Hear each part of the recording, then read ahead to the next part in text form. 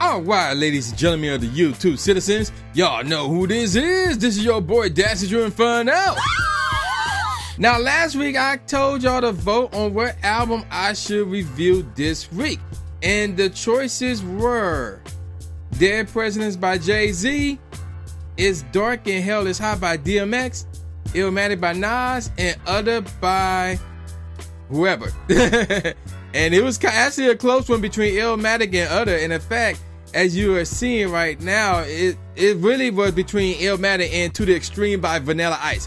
Because out of all the people that picked Other, this was the only one that was suggested, and it was suggested on Facebook. And you could have voted on YouTube, on Facebook, and on Twitter.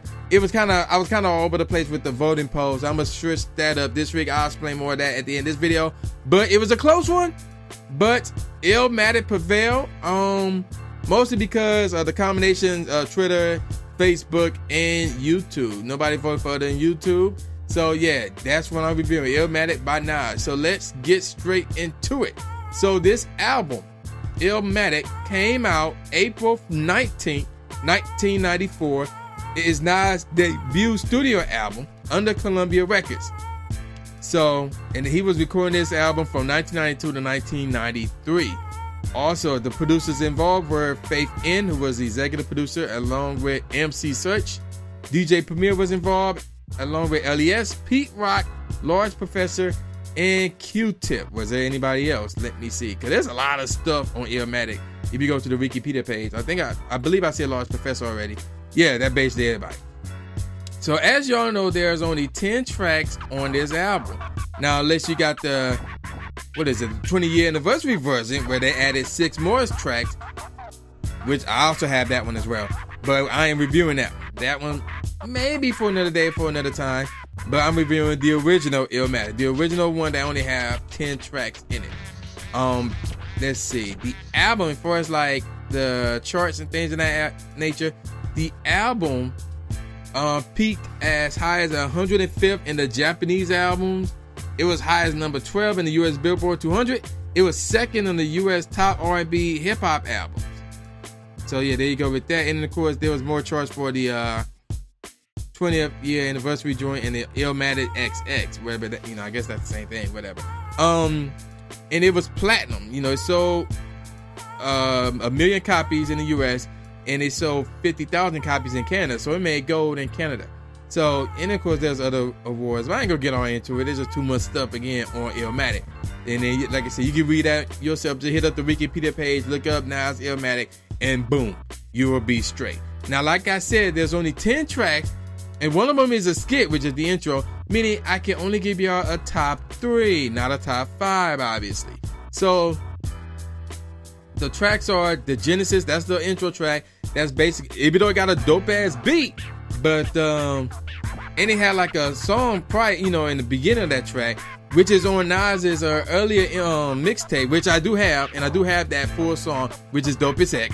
But yeah, that's the first track. The second track is New York State of Mind. Now this is obviously part 1. There is a part 2, which is on It Was Written. The third track is called, oh yeah, everybody should know what this one is, man. Featuring AZ, Life's a Bitch. So yeah, there you go with that. Followed by The World Is Yours, followed by Halftime. Track number 6 is called Memory Lane, Sitting in the Park, followed by One Love. Track number 8 is called One Time for Your Mind. Now when I say 4, I mean the number 4, but when I say 1, I mean the actual word O-N-E. Track number 9 is Represent, followed by the last track on this album, It Ain't Hard to Tell. Now, what I find somewhat surprising about this album is it has 5 singles. So half of the album have singles. So let's get on with the first single, which is Halftime, which came out October 13th, 1992. So yeah, there you go with that. Surprisingly, there's no charts involved with this one. But there's a little bit of some background info on this album. It was originally recorded for the Zebrahead soundtrack album, which came out that same day, October 13, 1992, under Rough House Records. Let's see. And yeah, there you go with that. So, and again, there's no charts involved with this single, unfortunately. So yeah, there you go with that. Now the next track though, the next single rather, is called It Ain't Hard to Tell, which came out January 18th, 1994. Now, let's see. Although the track, okay, yeah, it's the second single. And even though it's the second single off the album, it was the first single to be released after the album was pressed in 1994. So, yeah, the first single, Halftime, was released 2 years prior to Illmatic's debut. And there's not much outside from the sample, but there's not much here as far as like background info. Let's see. Did it make any charts? No. Actually, yes, it did. It made the U.S. Billboard Hot 100 charts, peaking as high as number 91 rather. It was 57th on the U.S. Billboard Hot R&B Hip Hop Singles, or Songs rather, and 13th on the U.S. Billboard Hot Rap Tracks. So yeah, there you go with that. The next single is called The World Is Yours, and it was released May 31st, 1994. So yeah, there you go with that. And this track also, let me give you some info on this one. So this was released a month after the album, and believe it or not, it's considered by some music critics as one of the greatest hip hop songs ever recorded. About.com ranked this song the 7th greatest rap song of all time. And the song was produced by Pete Rock, who also sings the song's chorus. So yeah, there you go with that. Now, did this song make the charts? Yes, it did. It was high as 14th on the U.S. Billboard, bubbling under Hot 100 Singles. Okay, that's weird. 67 on the Billboard Hot R&B / Hip Hop Songs, and 27 on the Billboard Hot Rap Tracks. So yeah, moving on to the next single, which is called One Love. This one came out October 25th, 1994. And it was the, wait a minute, I must have missed one then. Because they told me this is the 5th final single. I'm like, no, this is the 4th one. What the heck? So let's see. Oh, I knew we was missing one. Life's a Bitch. Okay, so that's, I'm about to say, wait a minute, he just went out of order on me. So before I get to One Love, let's go to Life's a Bitch, which is the 3rd single off of this album. Came out April 19th, 1994, featuring AZ. And the cornet was played by Nas's father, Olu Dara, how you pronounce his first name. I apologize about that. So yeah, there you go with that. And it did not make any charts, but a lot of people should know Life's a Bitch. I mean, come on now. Aside from the name of the track, I mean, you know, that opening verse, dog, everybody should know it. I don't need to get much into it. Now I can go on to One Love, which came out October 25th, 1994, the 5th and final single off of this album. And it was produced by Q-Tip from A Tribe Called Quest, who also contribute vocals for the chorus line. And according to Nas, the title of the song originates from Jamaican singer and songwriter and musician Bob Marley's song of the same name, which is One Love.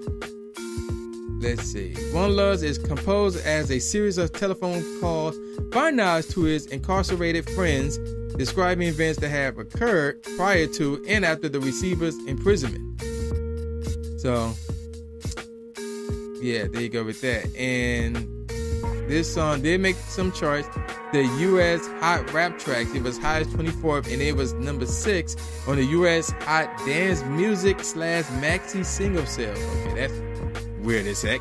Now then, let me give y'all my top, my favorite track. First of all, there's no bad track off of this album. I mean, let's get that out the way right now. Even the intro's pretty dope. But if I had to go from the weakest track off of this album to the best, One Time for Your Mind is down there, followed by Memory Lane, Sitting in the Park. Now again, none of these tracks are bad. No, they're not bad. Like, they're really good. But if I had to give y'all my worst to first, starting from that, these two would be the one. Then of course we got Halftime, which is really, really good, followed by Represent. Then we got It Ain't Hard to Tell. Then of course Life's a Bitch, featuring AZ, missing out on my top 3. Now let's get on to number 3, One Love. Love this song, man. The song is deep as heck. And maybe it's because I love the beat used for the remix, because that beat is out cold as heck. Really, the beat used for the remix, in my opinion, is better than the original. And the beat used in the original rather is dope as heck.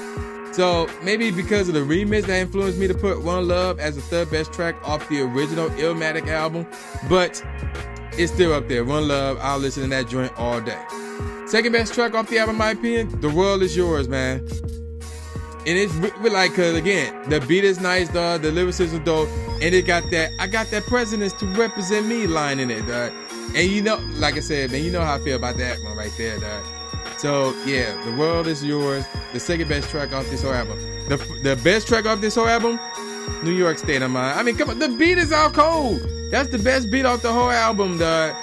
Of course, this is Nas, old school's Nas we're talking about here. So you know the lyrics is not cold. So that New York State of Mind is out cold, all right? Without question, the best track off this whole entire album.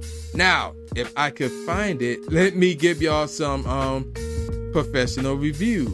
Again, if I can find it, because this is like an essay of a Wikipedia page we are talking about here. Let's see. There it is right here. Okay. So, AllMusic gave it 5 out of 5. Chicago Tribune gave it 3.5 out of 4 stars. Entertainment Weekly gave it an A-. Mojo gave it 5 out of 5 stars. MSN Music gave it an A-. NME gave it 9 out of 10. Pitchfork Media gave it 10 out of 10. Rolling Stone gave it 4 out of 5. The Rolling Stone Album Guide gave it a 5 out of 5. And USA Today gave it 3 out of 4 stars. Now, this is a stupid question, but I'm going to ask it anyway. True Inferno, what do you think of this album? Well, if you watch any of my videos, if you see my intros, I'm going to use one of the lines off my intros, and it goes like this. This is a 5 out of freaking 5, without question. I mean, there's no debate or anything like that, though. This is one of the greatest hip-hop albums of all time. It's one of my favorite hip-hop albums of all time. It's one of my favorite Nas albums of all time. It is not my favorite Nas album of all time. That's reserved for another day, but it is highly up there. You should have a physical copy of this album in your collection. And I don't care which version it is, the original, the 20-year anniversary joint, I don't care which one. You should have a physical copy of this album in your collection. If you don't, I am seriously thinking about choking you right now. So yeah, there you go with that. Now, so yeah, this is 5 out of 5. You should go out. If you don't have it, buy it now. Buy a physical copy. Go somewhere and buy this joint. Now, regarding next week's album, it's going to be a Rough Riders theme. I'm going to leave it up to y'all as far as what album I should review. And it's going to come down to Jadakiss' second album, Kiss of Death, DMX's third album, and then there was X, The Lock's first album under Rough Riders, Money, Power, and Respect. Actually, yeah. That was on the Bad Boy. Yeah. So that's their first album, Money, Power, and Respect. And then of course we got Eve's first album, Let There Be Eve, Rough Riders' First Lady. So those are your 4 choices. So again, you got that Jadakiss, Kiss of Death, followed by And Then There Was X by DMX, Money, Power, and Respect by The Locks, and Let There Be Eve, Rough Riders' First Lady by Eve. So those are your choices. So go ahead. You can only vote on Twitter and on Facebook. I only give y'all 2 spots. So yeah, my official True Inferno joint and my official Facebook joint, which is more for like personal guys that I know close or semi-close or whatever. So yeah, there you go with that, man. Y'all know who this is. This is Jimmy White II, aka the new Stephen A. Smith, saying peace out, y'all, and see y'all next time. Oh!